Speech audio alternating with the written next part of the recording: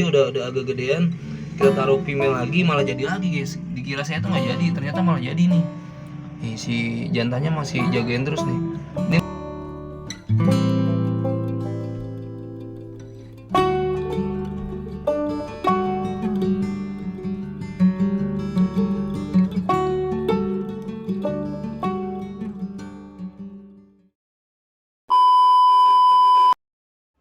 Assalamualaikum warahmatullahi wabarakatuh guys. Jadi di video kali ini kita mau sharing pengalaman kita nih.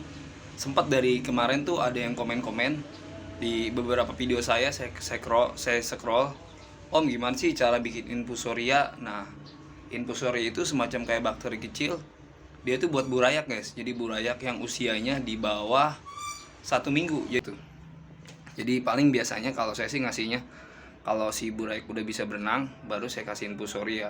Tapi kalau untuk hari ke 3, ke 4, ke 5 itu kita udah saya kasih kutir. Atau kalau buat pakai artemia juga bagus guys, kayak gitu tuh. Jadi ya ini sharing pengalaman saya sih. Mungkin yang beda boleh komen-komen guys, biar kita sharing aja. Karena beberapa di video saya itu ada yang komentar gimana cara bikin infusoria. Nah, bakal kita kasih tahu aja nih. Ini videonya nih guys. Kita bikin infusoria dari apa, dari bahan apa, dan langsung kita lihat aja nih. A few moments later. Ini guys, jadi untuk proses pembuatan infusoria sendiri, ini caranya kayak gini nih. Ini jadi air lama bekas ikan, kita kasih daun pisang nih tuh. Jadi kayak mana infusoria nih tuh. Ini hidup guys, bakteri kecil tuh. Jadi ini bagus untuk burayak yang usianya tuh di bawah 1 bulan nih tuh. Biasanya habis baru netes nih pakai infusoria kayak gini.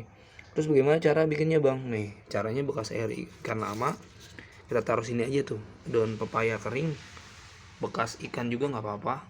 Nanti biarin aja selama 3 hari, nanti bakal ngebentuk kayak gini tuh infusoria tuh.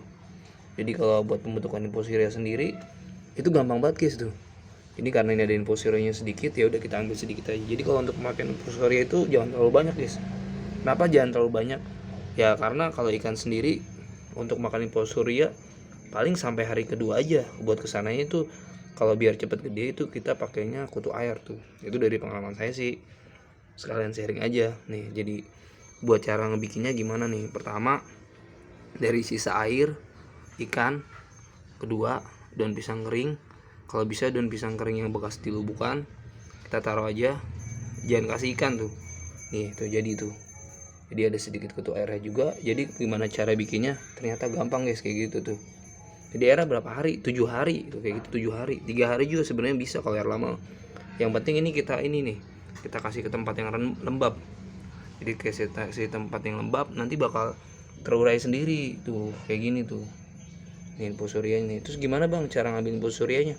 Kalau saya sih pakai ini guys, pakai botol aqua boleh. Jadi saya ambil sedikit airnya aja nih.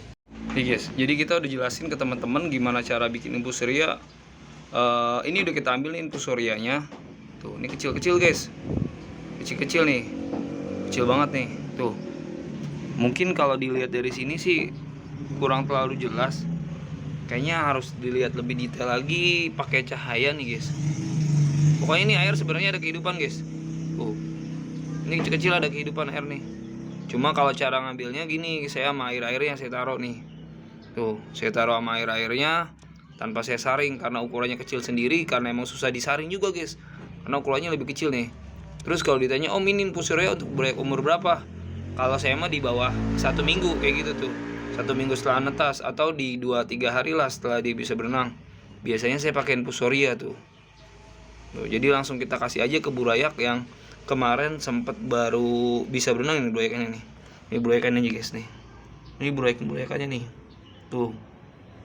Tuh ini burayakannya. Ini kita kasih sedikit aja.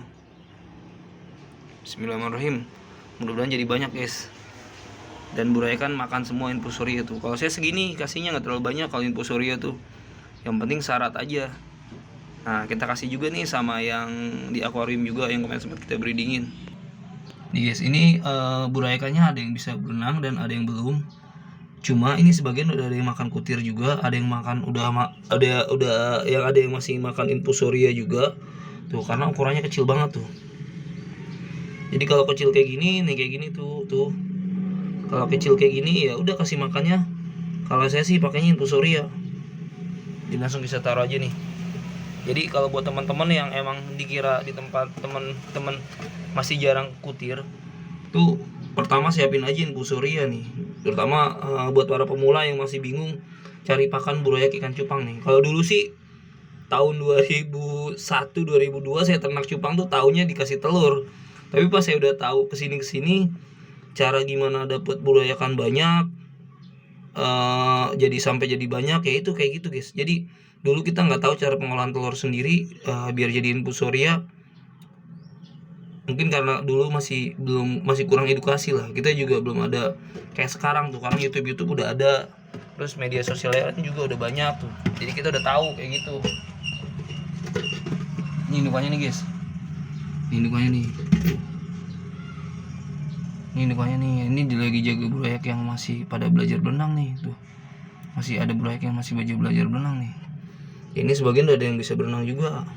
Tuh. Sebagian udah ada yang bisa berenang juga burayakan. Ini kita sistemnya 2 indukan nih. Yang pertama ini dia udah agak gedean. Kita taruh female lagi malah jadi lagi guys. Dikira saya tuh nggak jadi, ternyata malah jadi nih. Nih si jantannya masih jagain terus nih. Ini multicolor globis guys. Jadi warnanya tuh ada hijau tambahan tuh. Jadi hijau-hijau, putih kuper sama merah juga nih. Tuh. Ini keturunan waktu itu kalau nggak salah beli dari si YouTuber juga nih guys. Kayak ini nih ikannya nih. Jadi biarin aja, nanti kalau udah kayak gini sih, kalau saran saya sih kasih makan aja, nggak usah terlalu di ini banget lah, dimanja banget kalau buat burayak tuh. Jadi kalau dimanja nanti ikannya malah burayak kayak gini sering-sering ganti air malah pada mati tuh kayak gitu guys. Jadi kalau untuk penggantian burayak sendiri sih, kalau saran saya sih nanti aja kalau udah usia sebulan, ukurannya udah segede korek itu aman tuh. Jadi kalau usianya masih segini mah rentan guys, rentan ya itu, karena kalau sering ganti air malah mati tuh. Jadi biasanya itu tuh yang harus dihindarin. Kalau kita punya burayak tuh jangan asal sering-sering ganti air. Terus kalau burayak tuh jangan terlalu diinin banget, dimanja-manjain banget kayak gitu tuh. Terus ini masih pada belajar berenang nih. Ini si jantan masih keliling-keliling nih. Dia nyortir burayakan yang tadi baru aja belajar berenang nih. Di bawah buih ini tuh. Jadi yang ini sih hitungannya baru 3 hari nih. Tuh, jadi hari ini hari pertama nih, hari pertama si burayak netes nih. Tuh, si jantan bener-bener jagain banget tuh kalau baru-baru belajar berenang masih burayakannya. Nah, terus kalau yang ini tuh ini jeda selang 3 hari tuh. Jadi ini kita pakai female 2 nih. Awalnya kita iseng-iseng, malah jadi kayak gitu tuh. Cuma sayangnya nggak saya dokumentasi. Saya nggak videoin pas saya ganti female, ganti perempuan 2 kali tuh. Ini jadi yang pertama jadi, dan yang kedua nih kayak gini tuh guys. Tuh ini dimakanin nih. Dimakanin tapi nanti dikeluarin lagi sama si jantannya. Tuh dimakanin. Nah, nanti taruh di bawah buih sini tuh sama si jantan. Tuh ini banyak nih burayakannya nih. Cuma sayangnya kayak gitu guys. Tuh si jantannya nggak terlalu bagus banget bikin buih banyak tuh. Jadi setiap karakter ikan cupang tuh beda-beda. Nggak semua karakter ikan cupang tuh indukan tuh bagus untuk jaga burayakan tuh. Tuh kan dikeluarin lagi kan dari mulutnya tuh. Dikeluarin lagi dari mulutnya kayak gitu tuh. Dan ini kita siapin cacing juga. Cacing sutra. Terus sama ini kita kasih sedikit kutir juga. Jadi ya insya Allah sih aman nih, walaupun anakannya nggak terlalu banyak nih. Karena ini sih awalnya kita nggak sengaja breeding ini nih. Kita ngeliat ada female yang sakit, kita taruh aja nih ke sini. Ternyata malah jadi tuh. Dan kita cari lagi female yang sakit, kita taruh lagi malah jadi lagi itu. Saya kira kalau misalnya betina sakit nggak bakal jadi kawin, ini malah jadi kawin guys tuh. Ini pengalaman sendiri sih. Jadi sebenarnya kalau betina itu nggak sehat nggak sakit, kalau emang udah waktu telurnya udah lumayan banyak pasti bisa di breeding tuh. Wah bener-bener ini banget nih, bener-bener jadi pengalaman banget nih. Jadi pengalaman banget, malah jadi nggak bisa ditebak-tebak kalau di ikan cupang itu. Kita bilang awalnya si female-nya sakit nggak jadi, malah jadi nih. Cuma sayangnya anaknya nggak terlalu banyak tuh kayak gitu. Karena ya itu satu, kita pengen keturunannya ada, awalnya di situ. Kalau keturunannya ada, aman lah kayak gitu tuh. Jadi keturunan ada, aman, dan female-nya juga sekarang masih ada juga sih, cuma saya lupa naruhnya deh guys. Dan ini paling situ aja sih pengalaman saya tuh, sharing gimana cara menggunakan infusoria dan gimana cara pengolahan infusoria. Terus kapan sih waktu yang tepat untuk ngasih infusoria ke burayakan. Jadi kayak gitu tuh, kapan waktu yang tepat. Yang pasti si burayak udah bisa berenang langsung taruh aja tuh. Dan ini kita lagi ngawinin lagi nih, ini kita lagi ngawinin juga Cooper. Dan ini Cooper juga, Cooper Globis. Cuma ini Coopernya Cooper Nemo guys.